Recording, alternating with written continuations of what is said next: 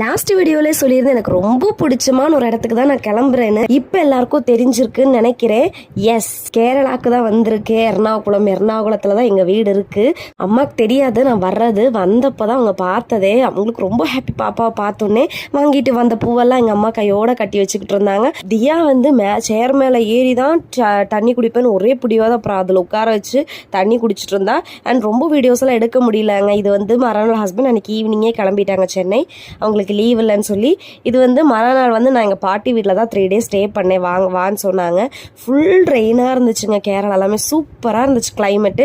நான் வந்தனால எனக்காண்டி ஸ்பெஷலாக இந்த மாதிரி மீன் தலை வாங்கிட்டு வந்திருந்தாங்க. பார்த்தீங்கன்னாவே தெரியும், ரொம்ப பிளட்டியாக சூப்பர் ஃப்ரெஷ்ஷாக இருந்துச்சுங்க. இப்போ தான் கொஞ்சம் முன்னாடி பிடிச்சிட்டு வந்து கட் பண்ணி வச்சதுன்னு சொல்லி தான் கொடுத்தாங்க. மழை பெஞ்சு அவ்வளோ தண்ணி தேங்கிடுச்சுங்க. ஃபுல்லாக முட்டி வரைக்கும் தண்ணி ஆயிடுச்சு. இல்லை நான் எங்கள் மாமா பசங்க என் தியா எல்லாருமே போட்டு விட்டு விளையாடிட்டு இருந்தோம். விளையாடிட்டு வந்து பார்த்தா தலைக்குழம்பு